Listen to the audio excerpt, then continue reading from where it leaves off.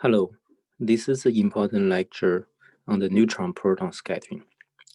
In the last lecture, we talked about the structure of deuteron.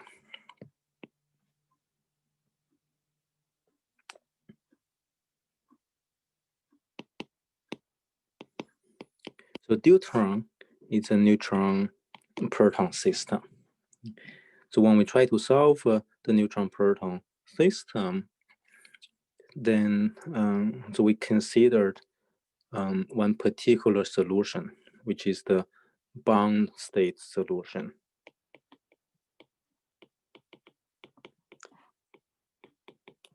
Where the energy is less than zero. Okay. So when E is less than zero, and using the neutron-proton interaction potential, which is approximated by a square wave potential, we're able to solve the wave functions and the corresponding eigen energy of the deuteron. And inversely, knowing the size of the deuteron and the binding energy, we are able to find out the depth of potential. The potential of this neutron-proton interaction is actually very shallow. So let me draw that again.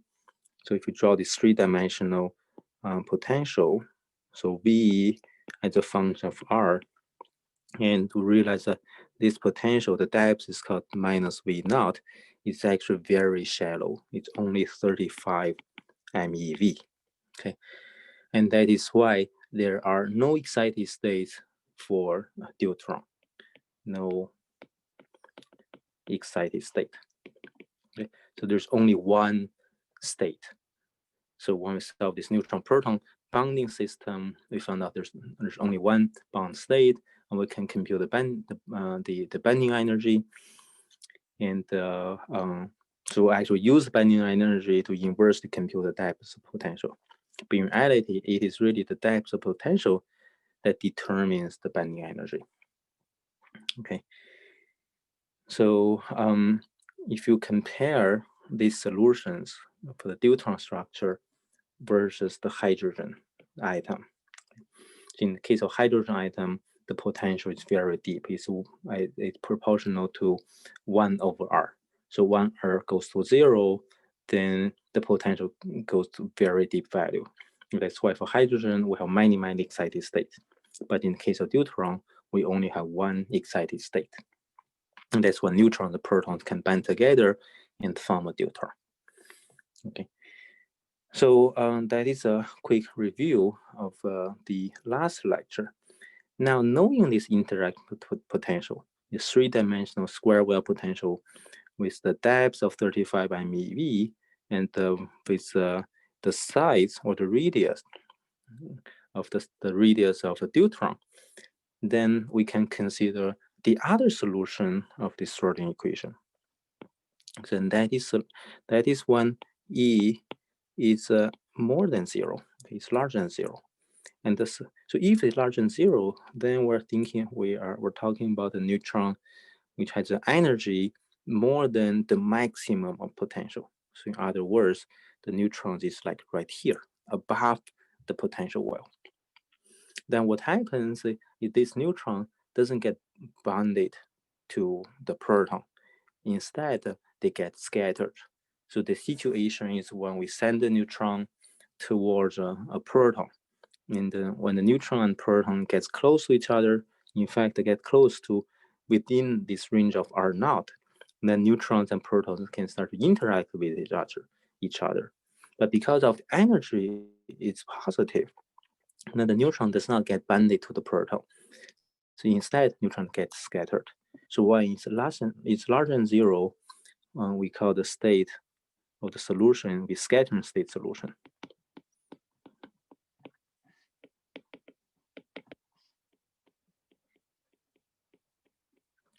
So in both cases, in the bound state solution or scattering state solutions, both of them are solutions of the three-dimensional Schrodinger equation. So the only difference is one applies for E is less than 0, the other applies for E is larger than 0. So let me just write down the Schrodinger equation again. It's a three-dimensional Schrodinger equation. So three-dimensional equation in order to solve that, we have to use the separate variables. So the separate radial dependence part and the angular dependence part, theta and phi dependence part. And theta phi dependent part doesn't really depend on the interaction, because the potential only depends on the scalar, doesn't depend on the directions. So the theta and phi dependence can be solved in general. And the solution is what we call the spherical harmonics. Okay, so they are well-defined functions, which we're going to talk about next semester. So for now, let's just assume this theta and phi dependent part is well known. Okay, and then the radial dependent part end up being also a very simple solution, a simple differential equation. And the equation is the equation of u. So it's minus bar squared over 2i. So it's like a, it's just the same d squared u over dr squared. It's just exactly the same as a one-dimensional shortened equation, except that we replace the v by v effective. V effective, then times u equal to EU. Now let's move E out to the left-hand side of V minus E times U equal to 0. Okay, so here, if we know U of R, then the radial component of wave function will be equal to this U of R divided by R. Okay, so this is our three-dimensional shortening equation. And we, for V effective, what is V effective? This effective potential will be the original potential V of R plus the centrifugal term, which is the h bar squared times L plus 1 divided by 2m r squared. Okay, so this term depends on the L. The physical meaning of L is an angular momentum quantum number that can take value from 0, 1, 2, all of these integers. Okay, so then when we try to solve the bound state solution, so why do we need that? Is because when we put this potential back into these differential equations, and the structure of the solution depends on this, the sign of E. Is negative, then we can write down the solution of the solution inside the square well and outside the square well. Outside the square well will be exponential decay. If E is a positive, then the solution will be different. So both inside and outside the square well, the solution will be sine, or sine function. Okay. So and in general, the solution depends on L. What is L? If L is equal to 0, then we don't have this additional term in the interaction potential, and then we can solve this easily. And that is exactly what we did for the deuteron case, this neutron-proton bond system. And for the scattering state solution, then in principle, we need to solve this U of R as a function L as well. So when L equal to 0, then this equation is very simple. But when L is equal to 1, the solution actually become much more complicated. Okay. So and this method to solve U as a function of L is usually referred as the partial wave analysis.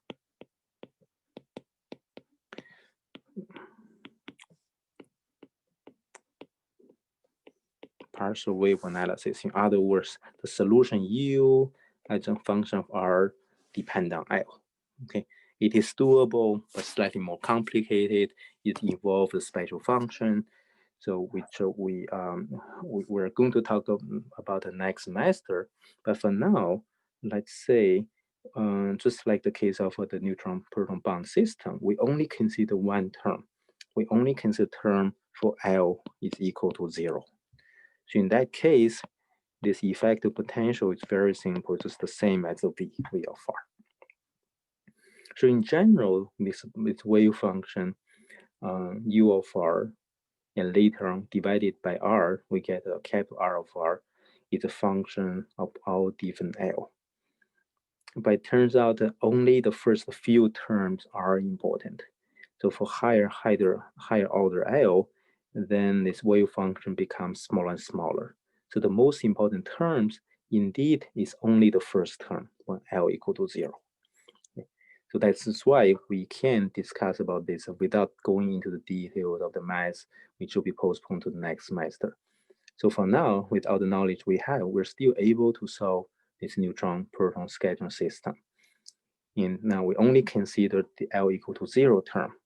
Okay, so following the same terminology when we used to describe like the orbitals, electronic orbitals of hydrogen, for L equal to 0, because this is the s orbital, and for L equal to 1, we got p orbital. We labeled orbitals based on L, S, P, D, F, etc. So for L equal to 0, then this wave will simply just be the ice wave.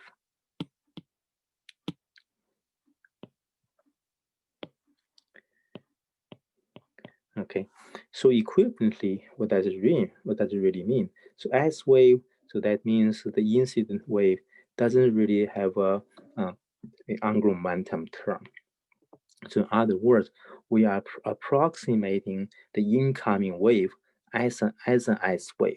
So in other words, either as a spherical wave. Okay, so in general, the incoming wave will send the neutron towards a proton.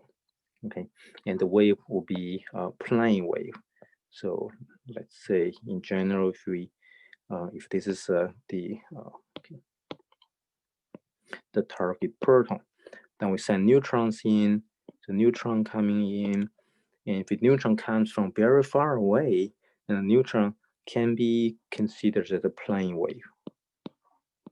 Okay, so when this plane wave hits the proton, then we can first decompose this plane wave in terms of the linear summation of L equal to 0, which is spherical wave, plus L equal to 1, plus L equal to 2, etc., etc.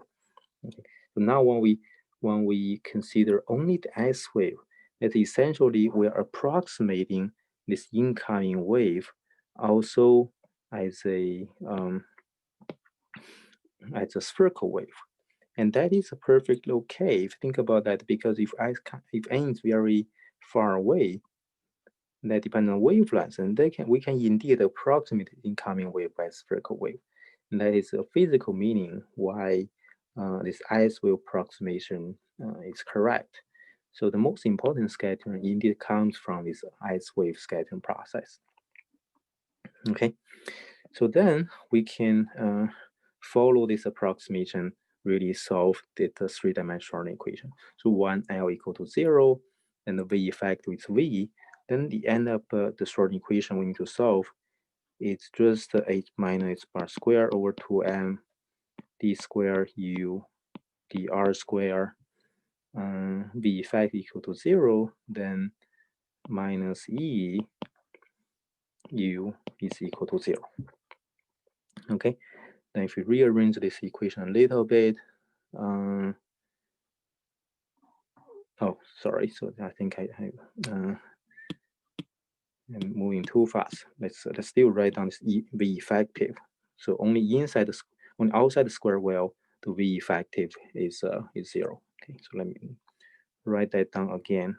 So V plus V effective, now it's just V of r, then minus E U equal to 0. Okay, so now we can plug in this interaction potential V of r and solve the U of r.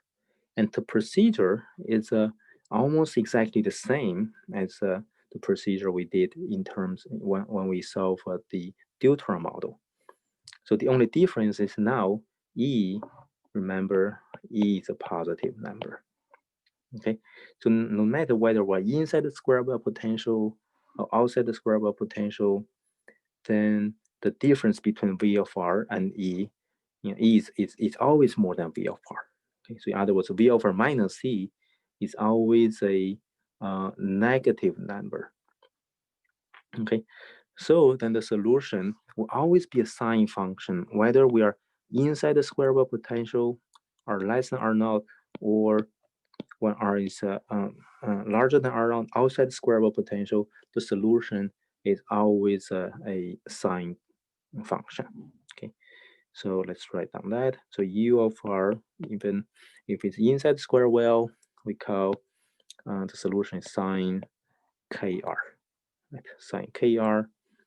But let's be a little bit more careful. So K here, will be the square root of 2m, square root of 2m, then E plus V naught divided by H bar. Okay. So, and the amplitude, let's call this as A. Okay.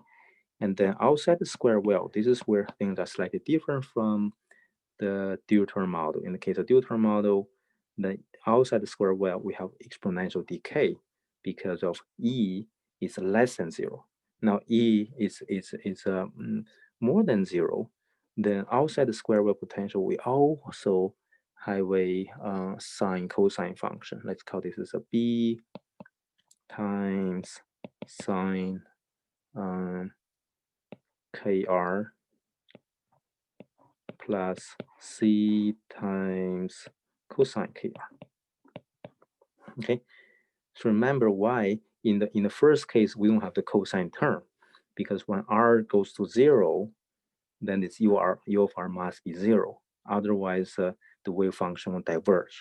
Right? So in the first case, we don't have the cosine term. But in the second case, when R is larger than R naught, then we don't have to have the cosine term. But hold on for a second. So K here is slightly different from inside square wave. Inside we have so square root of 2m E plus V naught, but outside the potential is 0, so we only have 2m E divided H bar. Okay, so now we call this the first one to be K1, so K1 here, the second one to be K2. Let's call this the K2 here. Okay, so here the ABC are all undetermined prefactors. So they can be determined when we consider the continuity equation. So the wave function must be continuous at the boundary, and the first order derivative of the wave function must be continuous at the boundary. Okay, so that can help us limit a lot of these parameters. And then the last one will be determined by the normalization. So overall, if we integrate the wave function square over the entire space, then the wave function needs to be, the integral needs to be 1. That can help us get rid of the last remaining parameter. So that's the meaning of ABC here. So I have to point it out that this AB written here might be a little bit confusing, because in the past, we also use A to represent the atomic mass number, and we use B to represent the bending energy. Right? So this A and B here are just constant. Okay, if you want, you can write this A and B to be C1, C2, C3. So that is also fine. Okay, so now let's stitch these two wave functions together. So at R equal to R naught, then the wave function needs to be continuous. Okay, so that means A times sine K1 times R naught must be equal to B times sine K2. Okay, let's step back a little bit. So if we keep writing this sine cosine, you can just say, you can see it's not that easy. Okay. So a better way, now we have a sine cosine function, or sine cosine function, and inside the bracket they are the same. Then use the relations between sine cosine. We can rewrite on this the sum of sine cosine to be still the stress sine K to R plus a difference in phase. Let's call this a delta.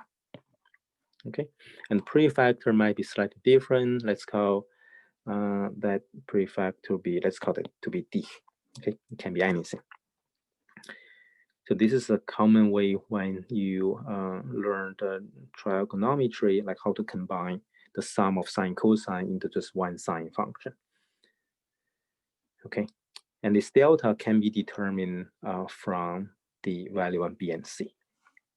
So now with this, it's much easier to evaluate the continuity relation. Let's do that. Continuity.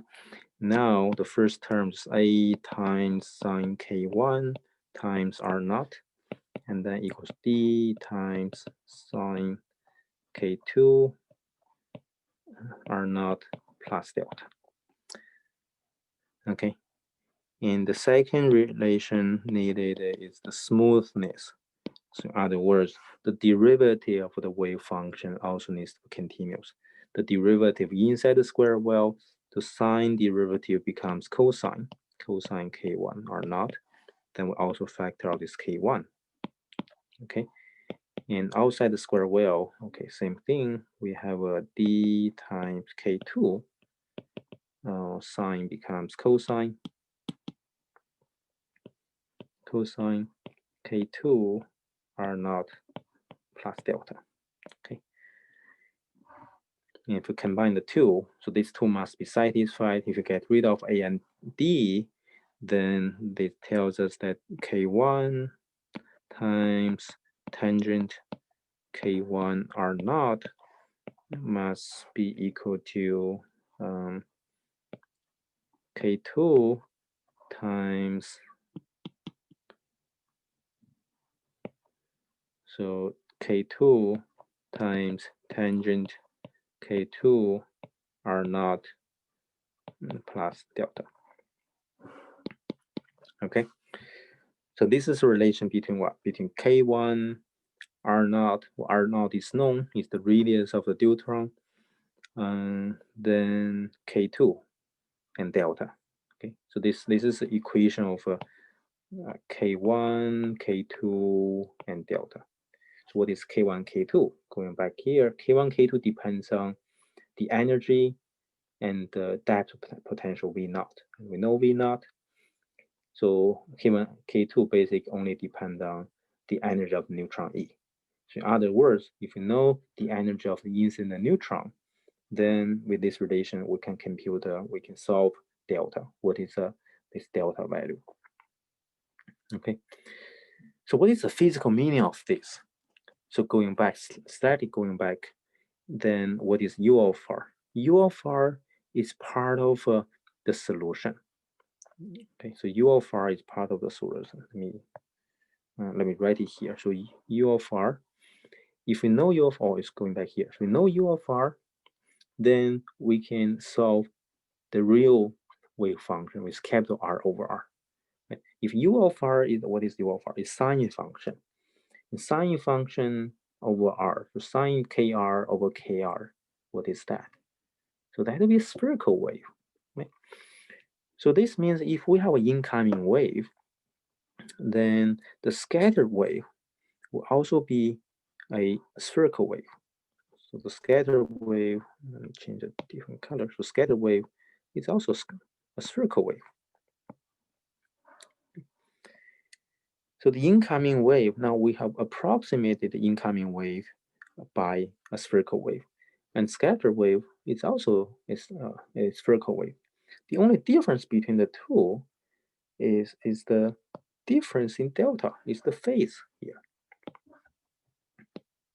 Okay. So outside the square well potential, it's a sine function. And inside square well potential, it's a sine function. The k are different. So the wave vector k are different. The one we send the neutrons in first, we'll send the neutrons towards the proton. Then outside, when the neutrons hasn't hit the proton, then what is solution? It's the second term. It's U of R is D times sine KR plus delta term. So the wave function is a sine function, sine KR over R is a spherical wave, amplitude is D. And when the neutrons start to see the proton sees the interaction, and all of a sudden, the wave vector changes from K2 to K1. This is when neutron protons start to interact with each other. So then the neutron goes from R0 to R, hit the proton. Now after that, the neutron is going to leave the proton. So like from 0 to the other side of the R0, the solution is the same as the sign K1R. Then after the neutron leaves the range of the interaction, the solution becomes this U of R, like this D times sine KR plus delta term again. So the phase changes again. So overall, from very far away, then the neutron hit the proton and interact within this entire range of 2 times R0, and then get scattered and leaves the proton. The only effect is the phase of the neutron, of this right spherical wave. And so difference between this red spherical wave and this blue spherical wave is only the phase. Both of them are represented by the wave vector K2. So both of them sine K2R divided by R, both of them spherical wave. And the only difference is the phase. The phase changes twice, like twice of delta. Okay? So this is very important. We call this method, so we call this method to be the phase shift method. So overall, after solving the Schrodinger equation, we realized that so the only thing we need to consider of this neutron-proton scattering process is the phase of the incident wave. The phase difference between the incident wave and the scattered wave differs by twice of this delta. Okay. So otherwise, the other parameters do not really matter. This A, B, C, D, or even K1, K2 do not really matter. So the entire scattering process can be described by this phase shift. So in principle, this phase shift depends on the angular quantum number L. When L equals 0, then that is S wave scattering. When L equals to 1, is the P wave scattering. So in general, this delta would depend on this quantum number L. Okay, and in most cases, only the delta naught or L equals 0, the S wave scattering, is the most important one. Okay, so this is the way how we solve this quantum scattering problem. It's a simplified version because we haven't fully solved the solution for all the L's. So it is a combination of this partial wave analysis. Going back here and quickly summarize, how do we solve this scattering state solution? Then we use a partial wave analysis because of the Schrodinger equation depends on L. And for every partial wave, the only thing we need to know after solving the Schrodinger equation is this phase shift. And phase shift delta L is used to describe the scattering of every different partial wave. Okay, so the entire scattering process in the end boils down to the simple phase shift delta L. Okay? So it's actually pretty simple in the end. Okay, so then with the delta L, what do we know? So with delta L, then we know the phase shift. Then in the outer wave, the behavior of the neutron are still described by the wave function. And this wave function is a spherical wave. It is sine KR plus delta divided by KR. So that R divided R comes from here. So when capital R is equal to U of R divided by R. Okay. In reality, how do we describe a neutron-proton scattering process? So remember this phase shift. Keep this in mind. We'll come back to this in a little bit. So in reality, how do we describe the scattering process? Because wave functions, they are in principle the description of the neutron, but we cannot directly measure wave function. What we can measure is the probability, is the wave function squared. And then when we do, like, think about when we do experiment, when we send a neutron towards a hydrogen, then how do we describe the scattering process? And the experimental setup is still when we send a neutron, let's say this is the proton. So we send the neutron, then we want to detect the scattering. How do we detect the scattering? Is we set up a detector. Okay, we set up direct detector and count what is the probability for this neutron to be detected within this small area or this unit solid angle. Let's call the solid angle to be d omega. Okay, and they call this area to be dA. So the scattering in reality, when we perform experiment of the neutron scattering process, what we want to measure is the probability for us to find the neutron in this small area. Or in other words, if we send multiple neutrons in, continuous neutrons, then we want to count the number of neutrons that get detected within this small area dA. Okay. And to be more precise, this is described by the so-called cross section. Okay. So in nuclear physics, we use this terminology a lot. So cross section has the dimension of an area. That's why it's called a cross section. But the physical meaning of the cross section is really a probability. So in the case of scattering, then we have the scattering cross-section. It tells us that the probability of detecting that instant particle in this small region. And in other cases, later on we'll learn, let's say, the absorption cross-section. The neutron get absorbed by a nucleus. And of course, that's not the case of neutron-proton scattering. So proton does not absorb neutron. But other nuclei may absorb neutron and with certain probability. So we can also describe that probability by the absorption cross-section.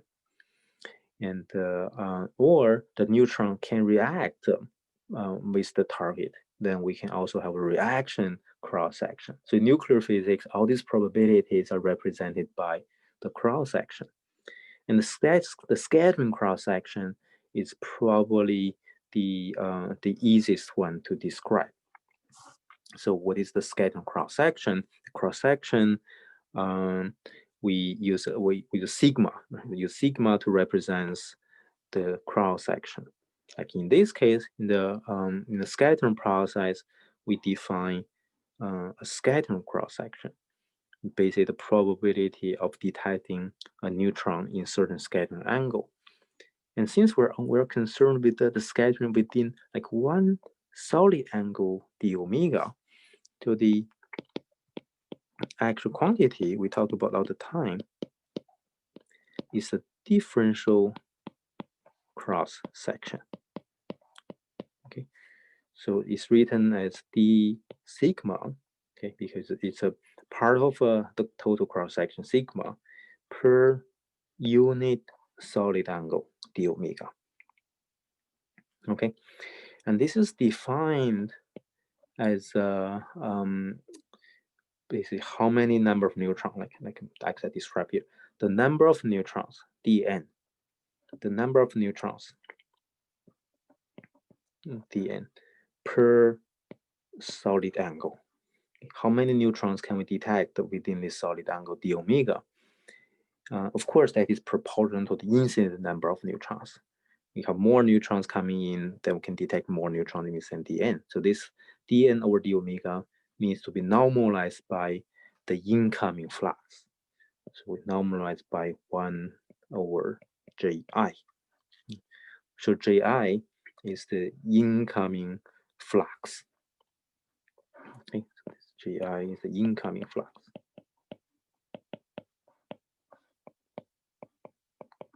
Okay, for classical particles, what is the incoming flux? It's basically the number of neutrons per unit area per unit time. Okay. So in quantum mechanics, those flux can be determined by the wave functions. So overall, the behavior neutron is described as wave functions. We cannot count them by the number. So in quantum mechanics, this flux can be computed with the wave function.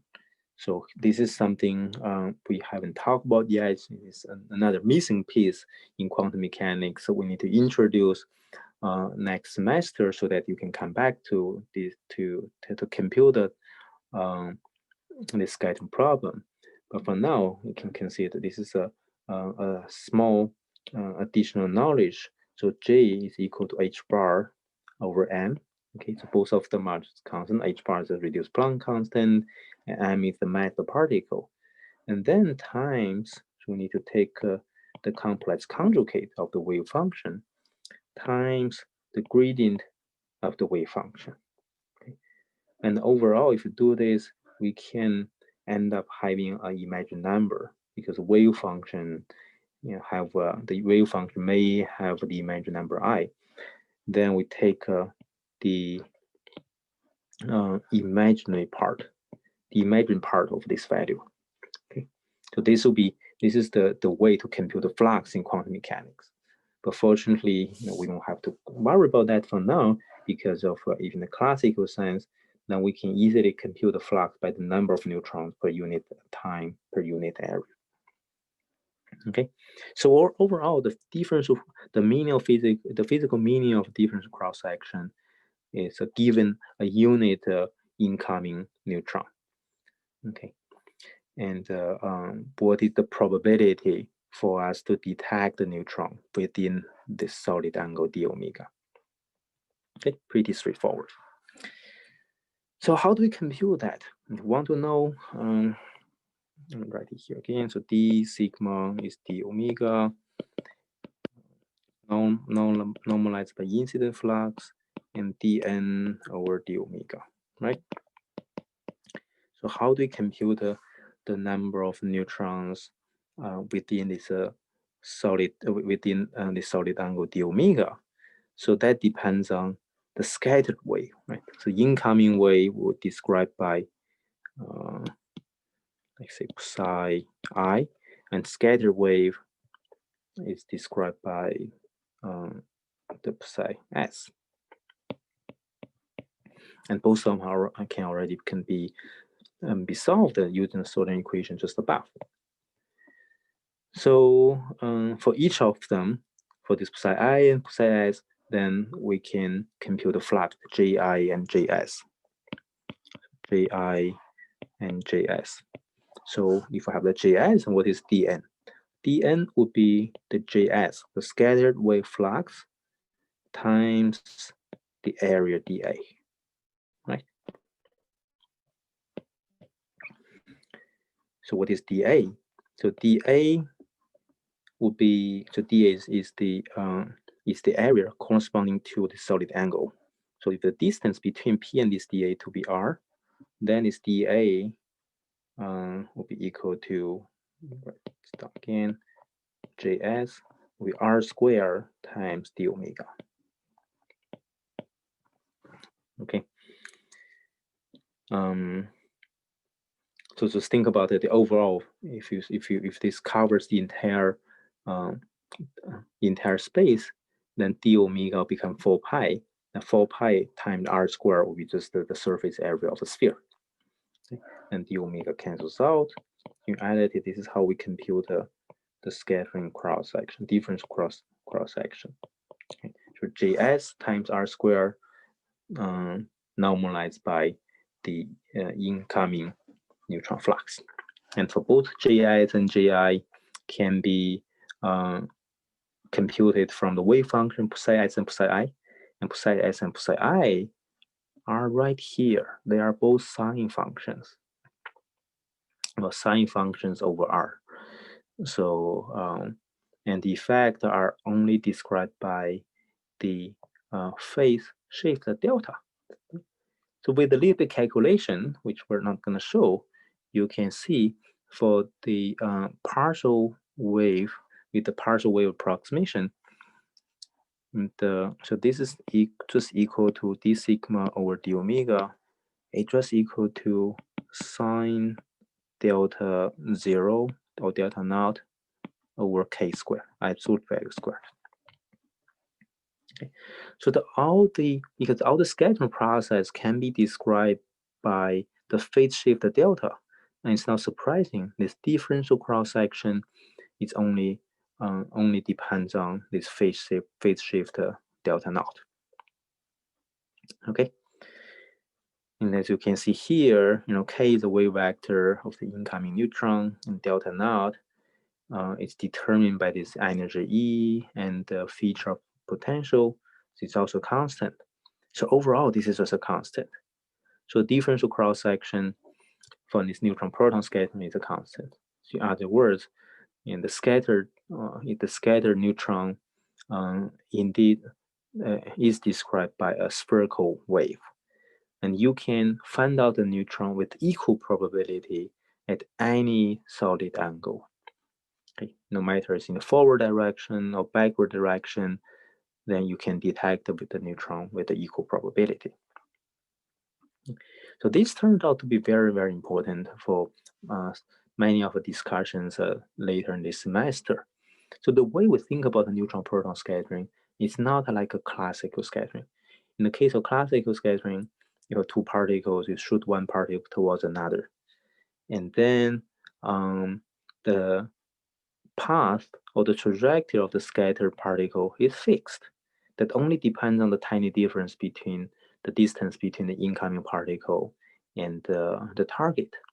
But in case of a neutron-proton scattering, it is a quantum mechanics process. So you can see the neutron-proton scattering is always a head-on scattering. The neutrons aims very well towards the proton. And the scatter trajectory is not definitive. So the scatter trajectory can cover all the 4-pi angle.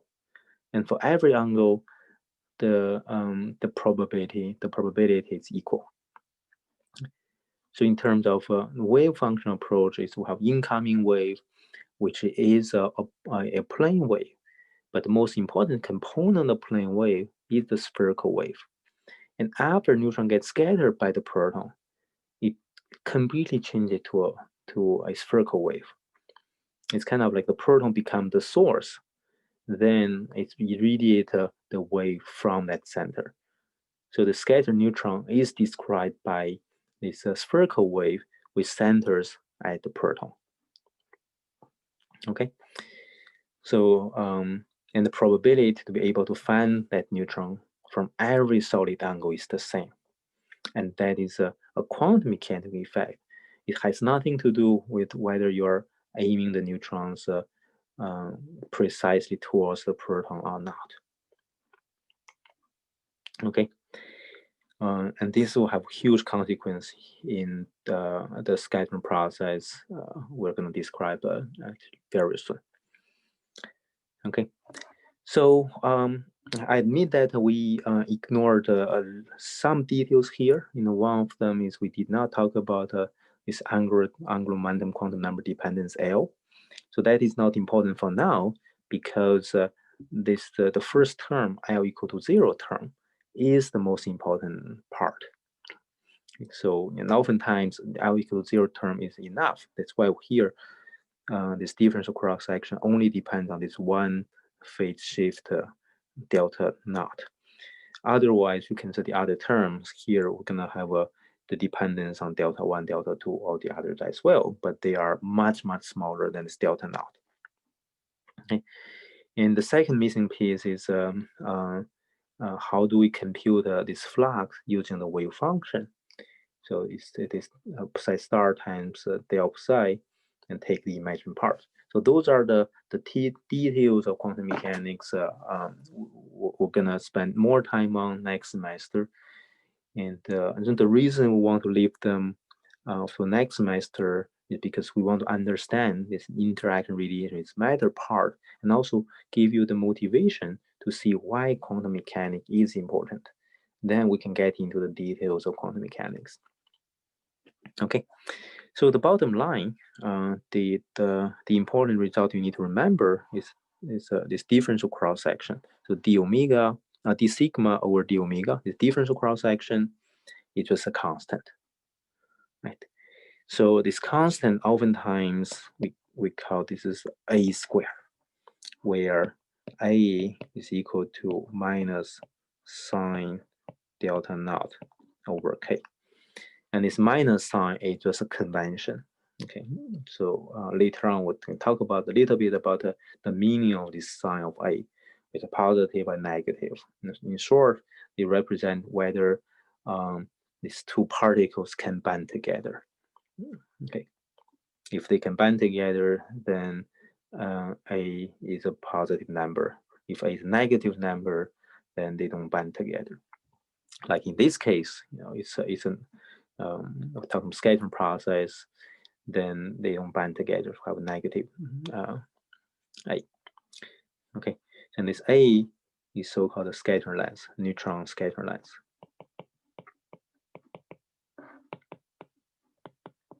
Okay, and you can see the dimension of this A is the same as the dimension of L.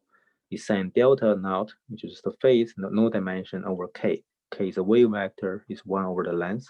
So the dimension of L is the same as length. That's why A is called scattering length. So roughly speaking, this A describes how big this target is. I said if this is this A describes the proton neutron scattering length. So that basically means like how big is the proton in the eyes of neutron. So this is the, let me draw a box here. So this is the important conclusion you need to remember. And it's actually very simple because of this differential cross-section. So in general, it should depend on theta and phi. But in the case of ice wave scattering, it doesn't. It's just described by one number. Okay, it's just described as one number, scattering length, by the scattering length. Okay, so then we can talk what is the total cross section, or total scattering cross section.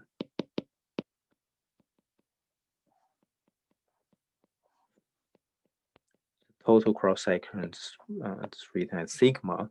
Then sigma will be the integral, so integral of d sigma. Okay, and then it's d sigma over d omega, the differential cross section, integrated over the entire solid angle omega. And here, so d sigma over d omega is just constant a squared, and integral over all the solid angle is 4 pi. Okay, so total cross section is total scattering cross section is 4 pi times a squared. So connecting to what we talk about just above this, so the differential cross section is an important quantity for us to describe the scattering process. And this is something we can measure. This is something we also use for many of the application later on, like for example, moderation. So all of them are described by the scattering cross section. And the scattering cross section is computed using the phase shift method. And the different cross section depend on the phase shift, which is obtained from solving the Schrodinger equation. Okay, so this is the link between these two pieces. So first, first or second is kind of independent. First, we describe the different cross section in terms of the phase shift. And then second, we solve this phase shift by solving Schrodinger equation. Or you can say the other way around. So first, we'll solve the Schrodinger equation and find out the phase shift, which is used to describe the scattering process. And second step is to write down the differential cross sections in terms of the phase shift, sine delta naught over k. Okay, and to come to this conclusion, then we do need to use the expression of the flux J in terms of wave function. Okay, so for that part, you don't have to worry. So what you need to remember now is when we send a neutron towards a proton, how does it get scattered? So the neutron gets scattered. The scattered neutron is described by a spherical wave. So spherical wave with the uniform probability in any direction. Okay. And prefactor is described by the scattering length A, and scattering length A is what you can find out in the chart of nuclide, not only for proton, but for deuteron, for tritium, and actually for all the nuclides. You can find out that their scattering cross section or scattering length. If you know the scattering length times 4 pi, then we get the total scattering cross section. Okay, so for this neutron proton system, okay, now let's take a look at numbers. For this neutron proton system, then if you plug in the numbers, what is A? So for A, we need to know delta naught, right? So A is determined by the delta naught, and delta naught is determined by this tangent equation here. So we need to know K1, K2, then we can solve K. So we have all the parameters, and we can put it in and find out what is A. On A, then we can find out sigma. So sigma here, based on our calculation, is equal to 4.6 bar. So B here is the unit. It's the unit of a cross section. So 1B, B stands for bar. So 1 bar is equal to 10 to the minus 24 centimeter squared. Okay. So A has a dimension of length, then the scattering cross section is 4 pi A squared, has a dimension of area. You can see that's why we have centimeter squared. Okay. So the neutron proton scattering cross section based on these calculations above is 4.6 bar. Okay. And now we can actually compare with the experiment. Okay. For experiment, we can send neutrons towards hydrogens. It can be hydrogen gas, it can be hydrogen liquid, or it can be water, right? In water, we have hydrogen, we have oxygen, you can separate the two. So there are all kinds of experiments that you can do to measure the scattering cross-section of hydrogen. So the actual experimental result shows that the cross-section is not actually 4.6 bar, actually much larger than that. Why is that? So all the above calculation shown here did not consider the spin of the particles. In a couple of lectures before, we mentioned the strong nuclear force, doesn't depend on charge, whether it's neutron or proton, the interaction is the same, but it does depend on the spin state.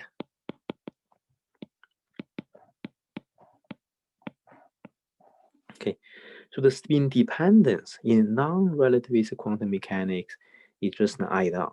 Okay, in relativistic quantum mechanics, that spin is already considered over there. But in non-relative quantum mechanics, so we can just add the spin as a property of a neutron proton. And for neutron proton, we know both of them are described by spin quantum number 1.5. Okay. So again, this will take several lectures to explain. First, we need to understand the angular momentum. Then we can move on to understand the spin angular momentum. So we can actually touch this towards the end of next semester. And the amount of math needed to describe that is a lot more. So we need to spend some time there. But I don't want to wait until we finish learning quantum mechanics and come back to explain interaction of neutron with matter. In fact, many of those things, even if we do not fully understand, we can still introduce them at a superficial level and explain how neutron interact with proton, like in this case. Okay. So what is this? Roughly speaking, what does spin dependence mean? So like neutron has this spin, and roughly speaking, we can draw this arrow in pointing up that represents the z component of spin, and then proton, the proton can also have this 1/2 spin. So they can be either up or down. Okay. So the interaction between neutron and proton depends on the spin state, depends on whether these two, the spin of a neutron proton are pointing to the same direction, we call it parallel, or pointing to different direction, anti-parallel. And roughly speaking, actually it's slightly more complicated than that. But roughly speaking, so it depends on whether spin are parallel with each other or anti-parallel with each other. So the interaction we describe here, the square wave potential with 35 MeV, comes from the deuteron structure, right? Inside the deuteron, and you can also look up the chart nuclei. We see the deuteron has a spin of 1. So the spin, the total spin quantum number, we call it S. It's the sum of spin quantum number S neutron of proton. Okay. So both S and SP can be either 1/2 or -1/2. Okay. So if both of them are 1/2, then the total spin is 1. Okay. Actually, the total S goes from the maximum will be the sum of the two, and the minimum will be the difference of two. Or if they're anti-parallel, the total spin is equal to 0. Okay, so what is 1 come from is 1/2 plus 1/2, and 0 to 1/2 minus 1/2. Okay, so the total spin of this neutron proton system can be either 0 and 1. And if you know a little bit atomic physics, you know this S is kind of like the L in quantum mechanics. When L equal to 1, then the Z component, called it small m, ms, can go from -1, 0, and 1. If this spin is equal to 0, then ms can only be 0. So this total spin 1 system, we call this the triplet state. Triplet state. And when ms equal to 0, this is the singlet state. Okay, so don't worry, if you don't understand those, because it will take some effort to explain what these are.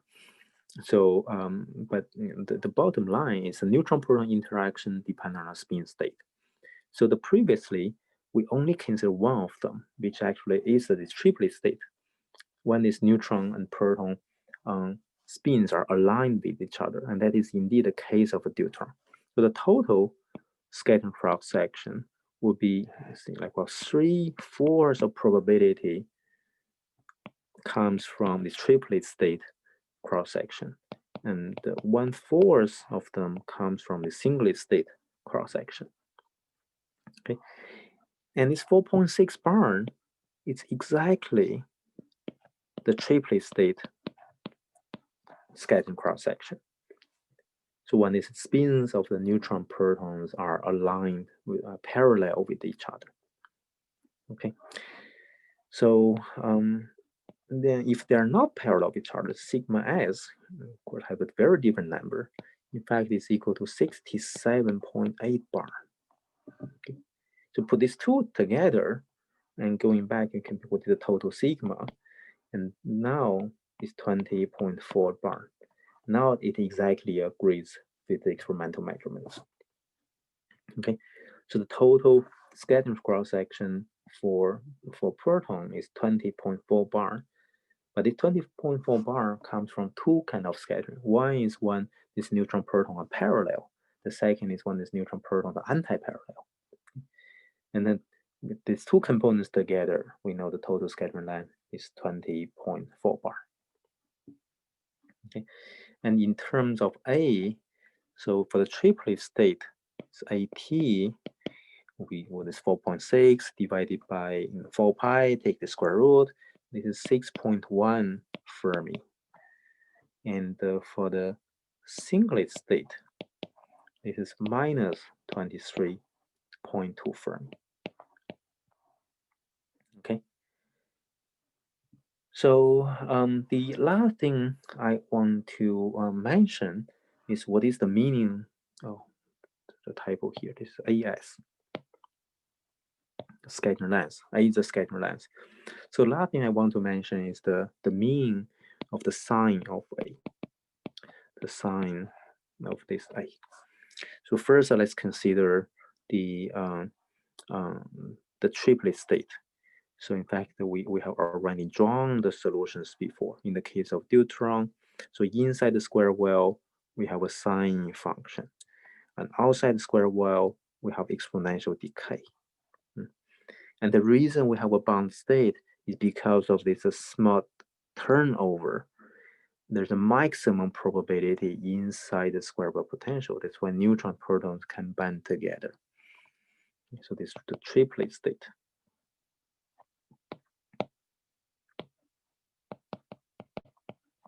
For this triplet state, meaning that the total spin is 1, then it's AT, the scattering length, triplet state scattering length is a positive number.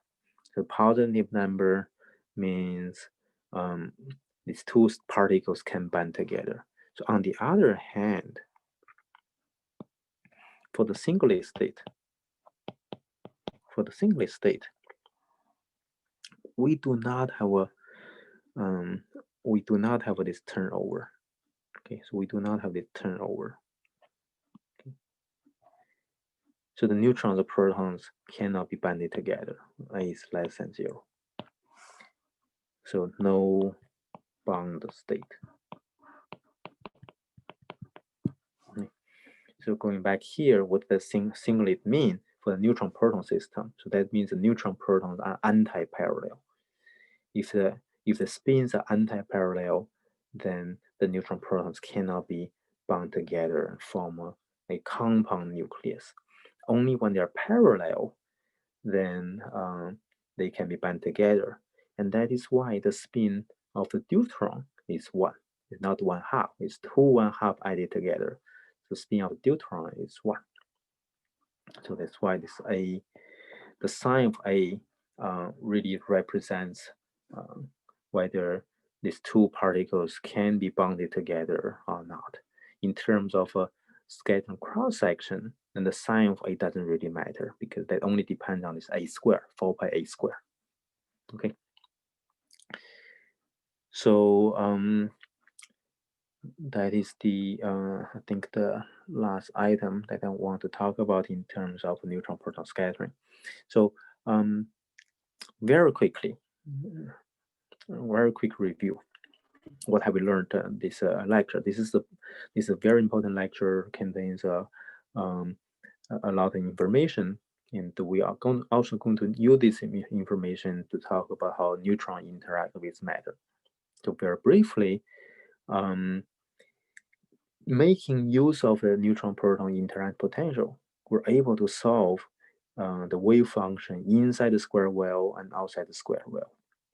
And for the case when the neutron has a positive energy, and that is exactly the scattering state solution, when send the neutron towards a proton, what is going to happen? And the entire process is described by this differential cross-section. And using very simple approximations, taking only consider S wave, and we're able to find out this differential cross-section is a constant. D sigma d omega is equal to A squared.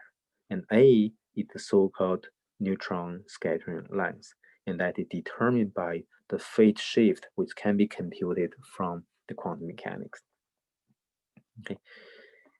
So, and in the case of neutron proton scattering, the scattering process indeed depends on the spin state, whether they're parallel roughly or anti-parallel. When I say roughly, because of the spins are not classical vectors. We cannot really draw the spins because the 3 components of the spin operators do not commute.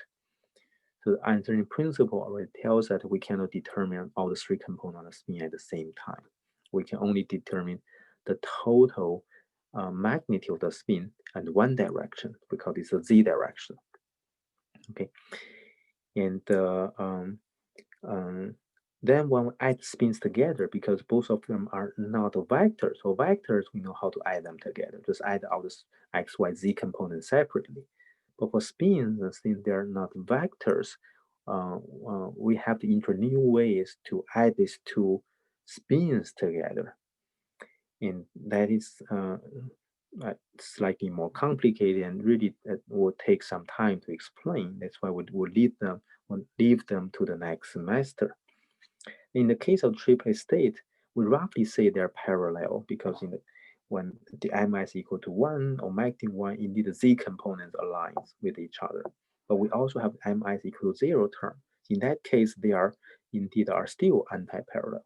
But roughly, we still say this triplet state represents the neutron and proton are parallel, and the singlet state is when they are anti-parallel. But this kind of saying are not exactly correct. They are still the classical way to describe the spin state. Okay, so but roughly speaking, they are fine. When we consider both these two scattering states, then we're able to come up with the number of the total scattering cross section, and this 20.4 bar agrees with the experiment very well. And in fact, this is a very large number. By the way, this sigma for hydrogen is a very large number, 20 bars. Most of the other elements have much smaller scattering cross section. So in other words, in the eyes of neutrons, protons are very big. Okay, so the size may have different meanings. The size can be measured by the interaction.